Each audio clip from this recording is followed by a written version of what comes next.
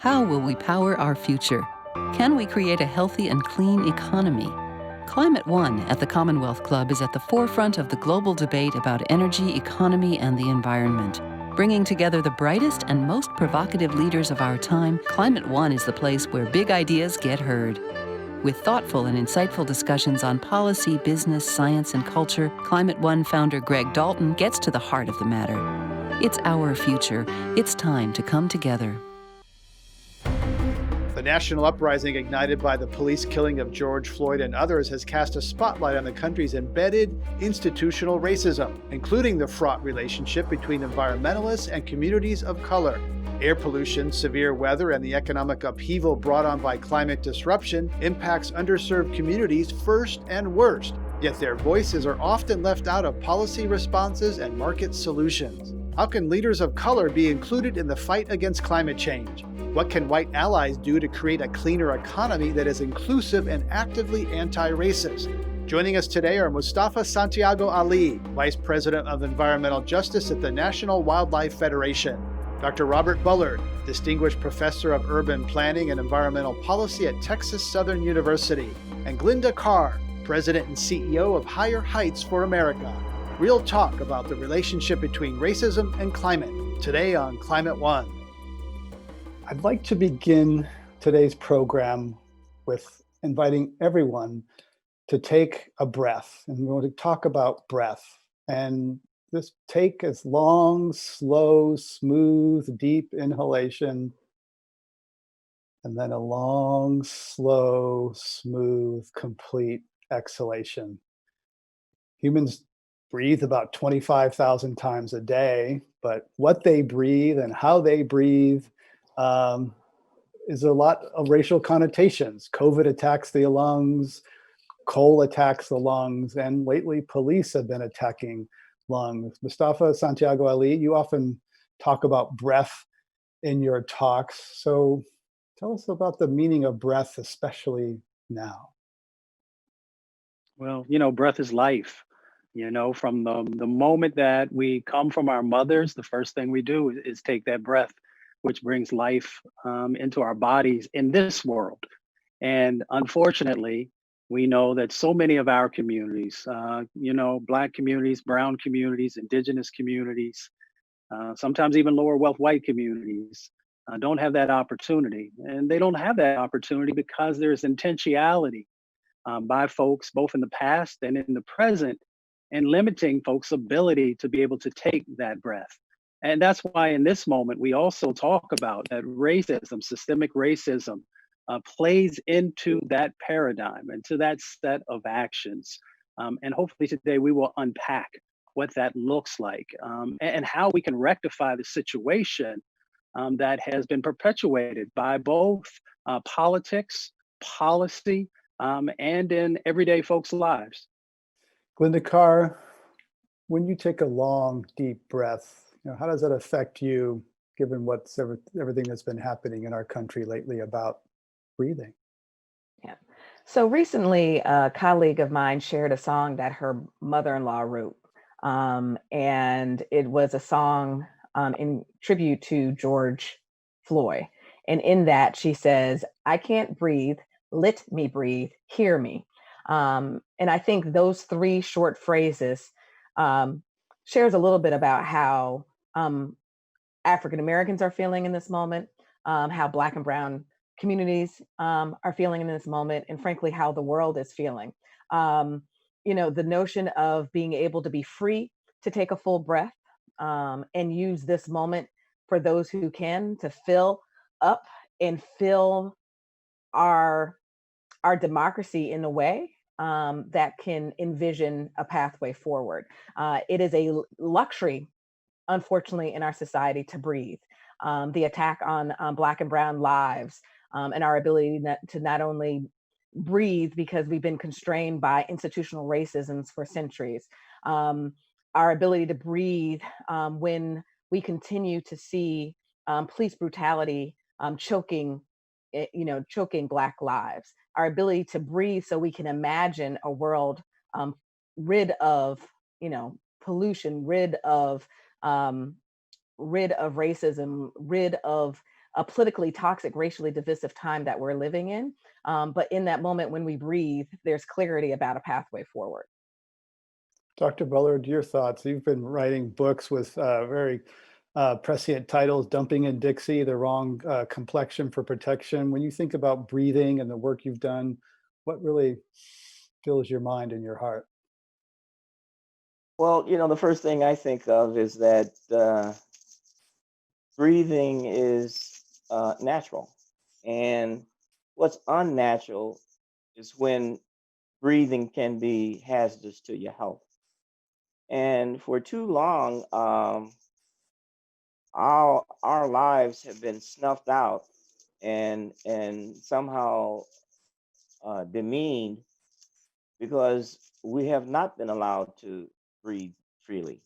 And I think this whole idea of the right to breathe uh, clean air is a basic human right. And when you start taking away that right to breathe, you're taking away humanity. And when you're taking away um, just every day, 24/7, the violence of dumping pollution into neighborhoods through smokestacks, and families are waking up 2:30 in the morning because some accident, because of some plume that is rushing through their neighborhoods. They don't know if, and they're told to shelter in place, and they don't know if they're going to live or die. That's violence.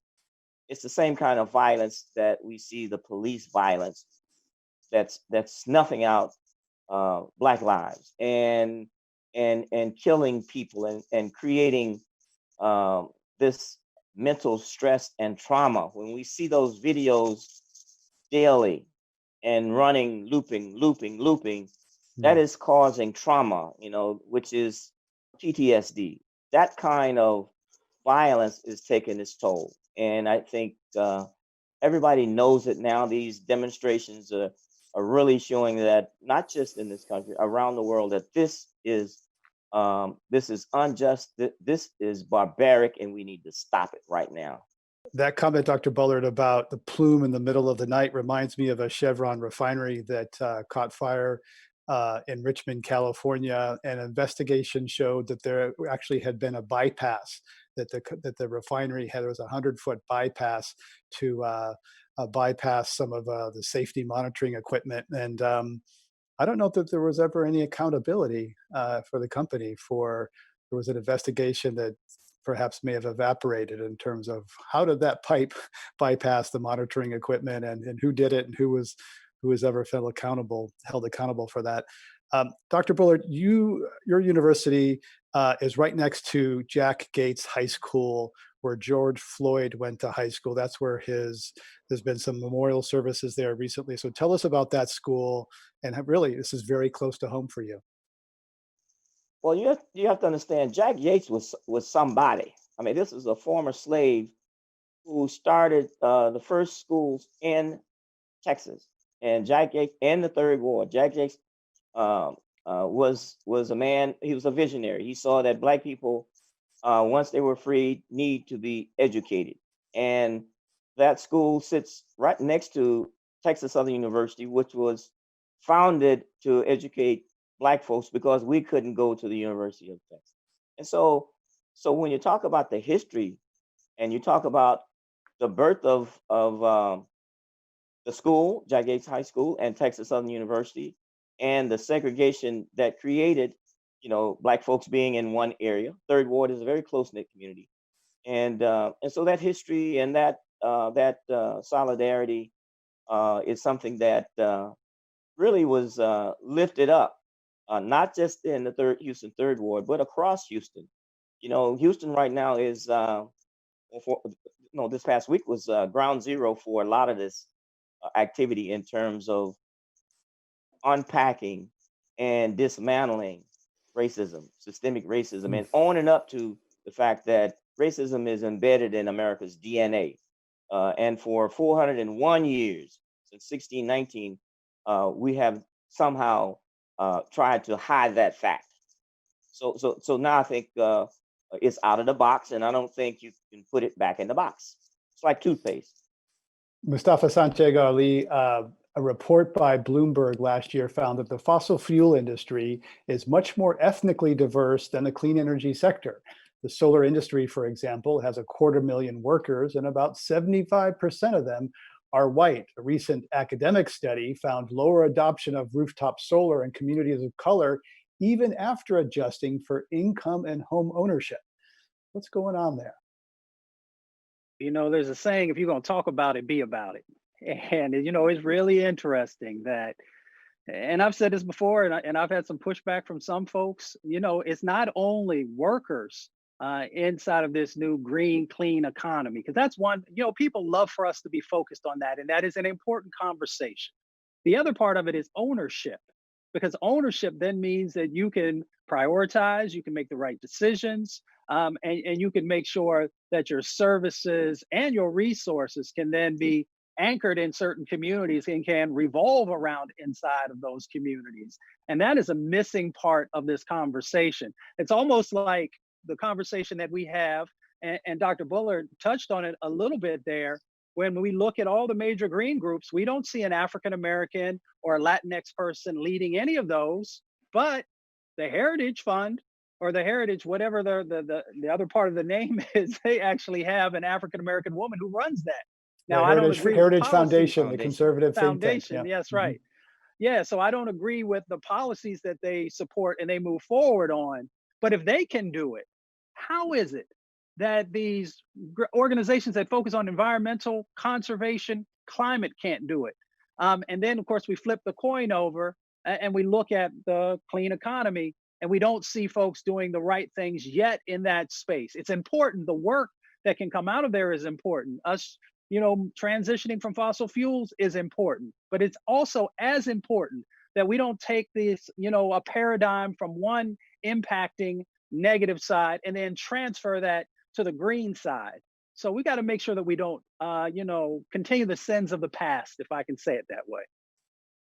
Mustafa Santiago Ali, I was recently listening to an interview with Brian Stevenson, and he was talking about how, you know, going to other countries, particularly, I guess, Germany, how they, you know, is actively encourage people to learn about the Holocaust. There's this national reckoning across generations. And it seems like this country hasn't had that reckoning yet. I remember going to visit a plantation in South Carolina once, and it was like you could visit the beautiful grounds of the plantation owner, and there was like a separate, you know, oh, that thing over there, you could see where the slaves lived. It was like an option over there. It wasn't like the main attraction. It wasn't like they were driving people to learn and understand that. I'd like to hear your thoughts on whether America's really put this, our legacy of racism, front and center like it should have.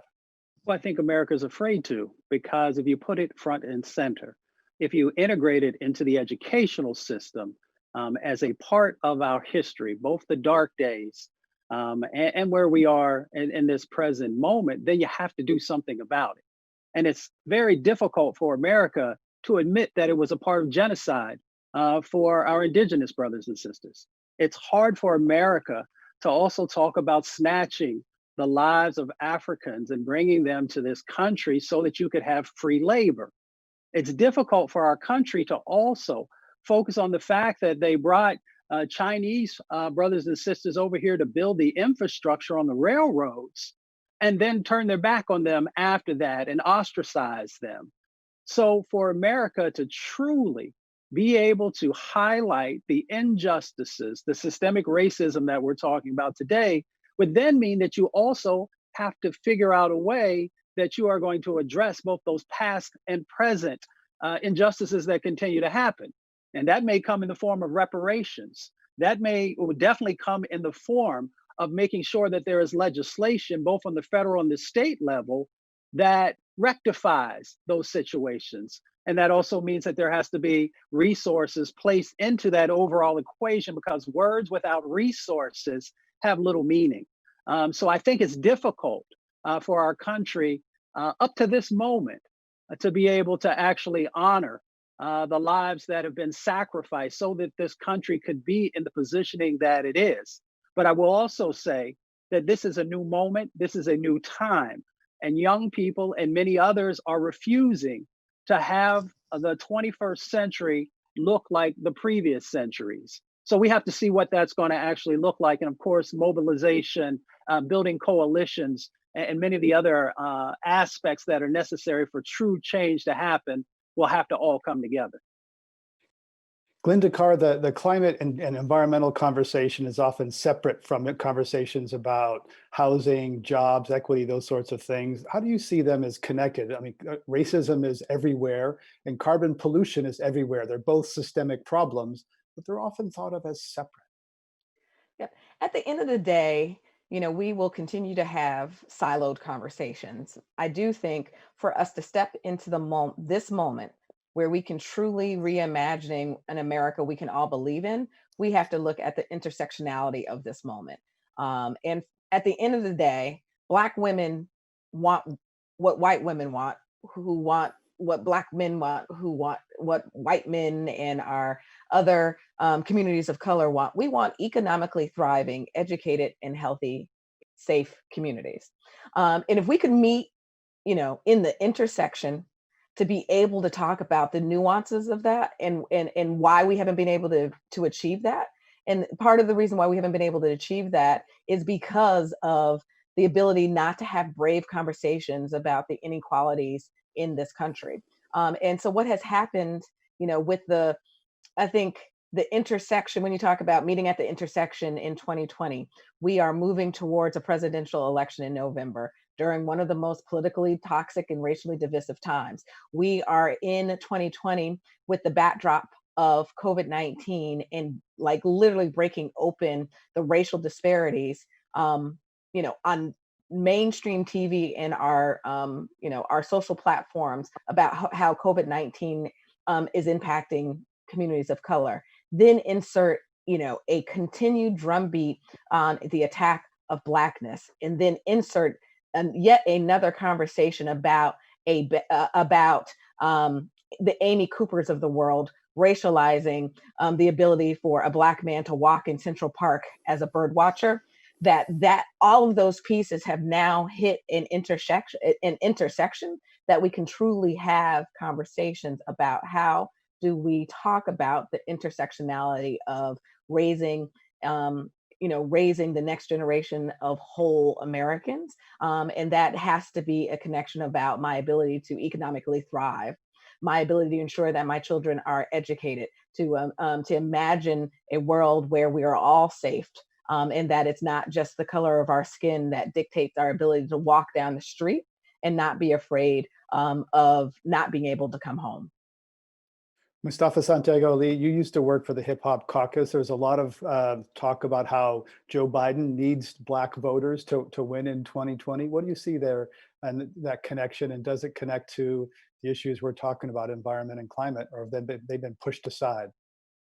No, I don't think they've been pushed aside at all. So first, let's say for anyone who is garnering to have the vote, especially of the African American community, then you have to be authentic in the work that you have done in the past, in the present, and actually framing out what your future is going to look like.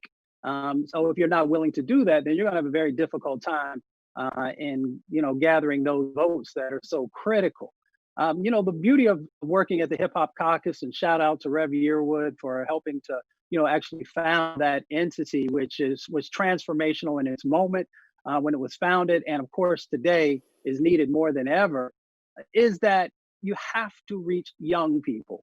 And one of the ways in being able to accomplish that, of course, is through the arts, and making sure that activists and artivists who are actually engaging, learning about the issues, and then sharing that with the masses is a critical component that so many organizations do not get right. And then they wonder why they wonder why people of color are not connected to their work. Well, one, if you don't look like the people who are working in your institution, then you got some work to do. But besides that, you actually have to meet people where they are. Rev and I used to say that our work was from the streets to the suites. So we made sure that we were connecting, with all the various folks that are out there. And, I've shared this before, many of us who are here on this call tonight, we know hundreds, sometimes thousands of incredible scientists who are out there who are doing, important work. And if they say something, you might get 10% of the people to pay attention to what they're saying. But if Beyonce says something, if Jay-Z says something, if Chance the Rapper says something, and a number of other folks are sharing information because it's coming from an authentic space, and they can relate to it. So that's why, organizations like the Hip Hop Caucus, and even in a broader construct, us utilizing and honoring the artists, who are speaking from their hearts, they're speaking from their souls. That's what connects with people. That's what motivates people. And I think that's something also that you see many politicians clamoring to have. But you got to come from the places. You got to spend time in the places if you want your message to actually resonate in a real and authentic way. We're going to go to a lightning round and invite you to talk about this one part. First, I'm going to ask you a true or false question. Just ask, please, true or false, and then I'll ask you an association. So going to our lightning round, true or false. Dr. Robert Bullard, having a racist and violent police force in your neighborhood is a lot like having a coal-fired power plant in your neighborhood. True. That's Bill McKibben for that one. Mustafa Santiago Ali, true or false, you adopted white characteristics sometimes to fit in at US EPA. False. Glynda Carr, true or false, you will enthusiastically support Joe Biden even if he doesn't pick a woman of color as his running mate. False. True or false, Dr. Bullard, white women clutch their purses when you are in the elevator with them. True. Also, Dr. Bullard, really, it's Black people who should fear white people given history. Very true. This is association. I'm going to mention one word or phrase and just get the one phrase that comes off the top of your mind, unfiltered.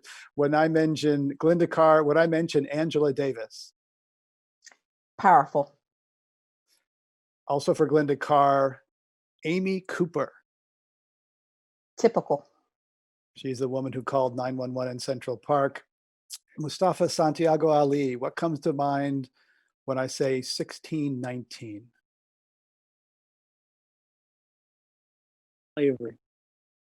Slavery. Dr. Bullard, what comes to mind when I say Ida B. Wells? Fighter. Investigative journalist, educator, and early leader in the civil rights movement. Glynda Carr, what comes to mind when I say defund the police? Innovative. Last one, Glynda Carr, what comes to mind, one word or phrase, when I say the NFL? Complicated. All right. Thank you for getting through the lightning round here on Climate One. Glynda, you talk about creating space for grace and having this difficult, you said brave conversation, because it's, we're not comfortable talking about race in this country. And part of that is what words to use. So you were born in the USA, your father's from Jamaica. What are your thoughts on how white people should say? Should we say Black? Should we say African American? Help me understand that. Yeah, so the African diaspora is diverse, and I am blessed to have been raised by parents that believe that it is okay to have brave conversations. And although we grew up in a Black community, we were bused to an affluent white school districts. I graduated from a high school with less than 10 people of color. And so we found ourselves very early being centered in a very Afrocentric and Caribbean-centric family, being bused, and our parents being very clear that we had to show our authentic selves. And the way you show your authentic selves is allow there to be grace when someone says something that is offensive, and being able to have what, as my mother would say, teachable moments. What do you say to someone who wants to be a white ally and isn't sure what language to use or how to go about it? Well, the fact that coming out of the environmental justice movement and civil rights movement, we don't ask white people to check their skin color at the door, but we do ask them to come with a lens that's racial justice and equity lens. The fact that the meeting that we had at the University of Michigan in 1990 was pulled together by Bunyan Bryant and Paul Mohai, an African American and a white guy, and so the idea that we have always had allies, but the fact is that when we talk about the issues around justice, fairness, and equity, there's no one group that will have a monopoly on that. And so, how we build allies is to come to the table with being authentic, coming there being sincere, and coming to work. And I think this is true with young people today. And as I said, uh, every social movement has had successful movement that had young people and students, and young people, millennials, for example, today outnumber my generation, baby boomers. And then you start going below the millennials, younger than the millennials, you find this mobilization, this awareness, and because of iPhones and iPads and being able to, the social media to get information, access to Google something real quick, the amount of information that young people have at their disposal in real time, they can fact check instantly and really show, no, that's not true. Here are the facts. And so building allies, building that intergenerational collaborative, and understanding that when we are working together as a collective, we are unstoppable. And those of us who've been doing this a long time, if we look at this race as a not a sprint but more of a marathon, and as a matter of fact, it's a race that doesn't really exist, a marathon relay. You run your 26.2 miles and then you pass the baton off to the next generation to run it. Those young people that are out there marching, demonstrating, and protesting, and showing their bravery during this time of coronavirus, during this time when they could know that they could get beat up, brutalized, or killed by police. That kind of sheer bravery, but also standing for something. Uh, that that that's who we were in the '60s in terms of being fearless, in terms of dogs, fire hoses, going to jail, threatened with your life. But to see those televised lynchings by police today, it struck a nerve, and it's hit a nerve among a lot of people, not just black people, a lot of people. And I think this is that teachable moment that Glenn was talking about, that we have to use that teachable moment to teach, and people who are open to learning and changing. That to me, that's the optimism that I have for what's going on right now. Podcasts of other Climate One shows are available wherever you get your pods. Please help us get more people talking about climate by giving us a rating or review. It really does help.